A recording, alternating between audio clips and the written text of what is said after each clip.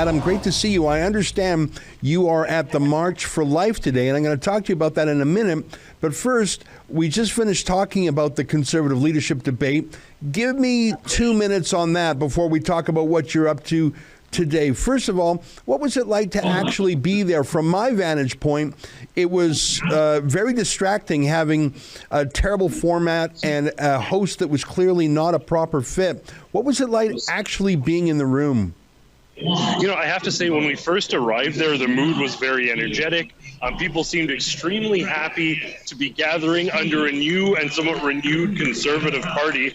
Many interested to see some specific candidates. But effectively, as soon as the actual debate started and that awkward format with Tom Clark unfolded, the energy absolutely vacated the room. It seemed like people couldn't get an argument going or make a point for more than 30 seconds without being cut off. And there was a long segment of questions that were about silly things like, what Netflix series have you been binging? What's your favorite book? It was frankly just silly, and people were basically leaving throughout the course of the evening. By the time the media scrum was over, they very much intended for people to speak with the leadership candidates.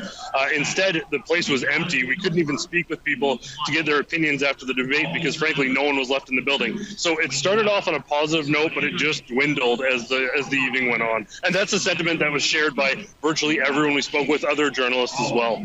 Yeah, I mean, last night when I was doing the live stream with Tamara here, I was following on Twitter Evan Solomon, who's a pretty straight shooter. I think he's with CTV, if I'm not mistaken, and he just couldn't understand it. He said, silly questions, very short speeches, as short as 15 seconds, and really no debating. It's just very strange. I don't know if Tom Clark was actually a Liberal Party mole. But if he was, I don't know if he would have done anything differently. He just made a clown show, the whole thing. Literally, that clown sad trombone, wah, wah, wah, wah, and like ping pong paddles. It was. I don't know. I was deeply embarrassed for him and for the Conservative Party who selected him.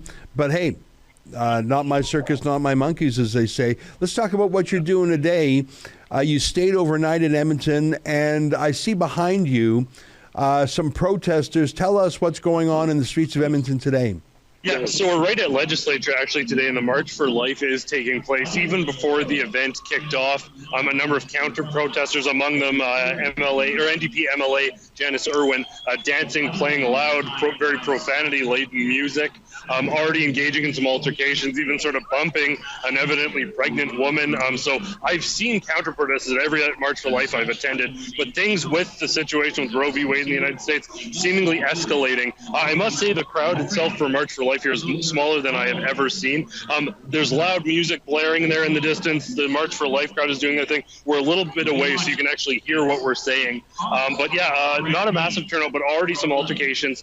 Security has also been involved with some of the action that's been going on behind us as well, which is something that doesn't really tend to happen at March for Life. So already some shocking action just as this event is underway. So let me get that straight. You said that Janice Irwin, an NDP member of the legislature, was part of the counter-protest, and she was, what was she doing again? I want to make sure I got that right.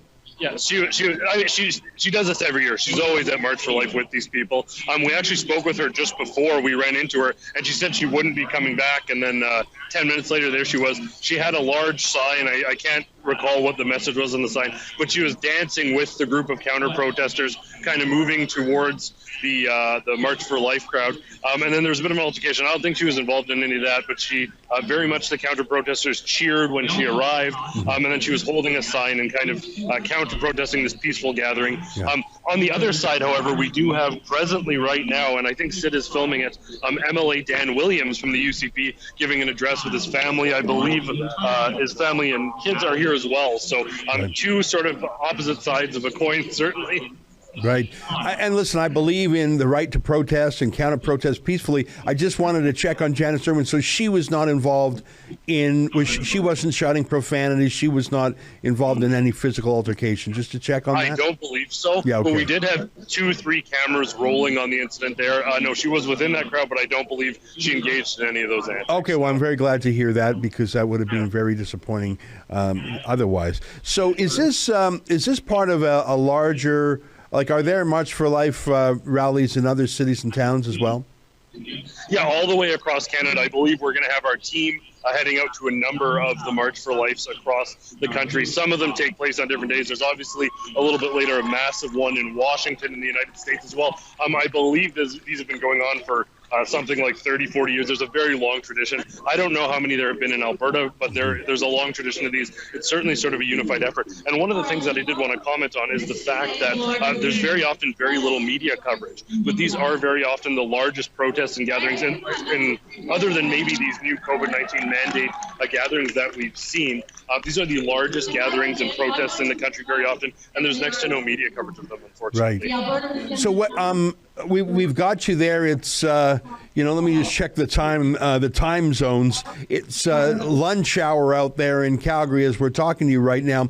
Is this did this just start or is it wrapping up? Is it at the same time around the country? Is there a bigger event on the weekend? Tell me a little more about it. Yeah, so there are different events. I don't have the exact times and dates for all of the different events. I believe there's one in Ontario on Friday as well. And the one in the United States, I believe, is later in the month. So they're not necessarily all on the same days. Very often that comes down to when they can book the space for protest and gathering. This one is usually on a weekday. Other ones more so on the weekends. It's just starting at 12:30. It's going to go till 2:30. In past years, it has actually been a march through the streets. But I guess there's some delays in scheduling with COVID-19 apparently, right. So they're just going to remain here for 2 hours. It will not be the traditional marches through downtown Edmonton. That was an excerpt from my daily TV-style show called the Ezra Levant Show. Each weekday, I do a monologue on the news of the day. Then I interview a fascinating guest. I read some fan mail or hate mail, depends on which I like more. And we end with a video of the day. You can get it all at rebelnewsplus.com.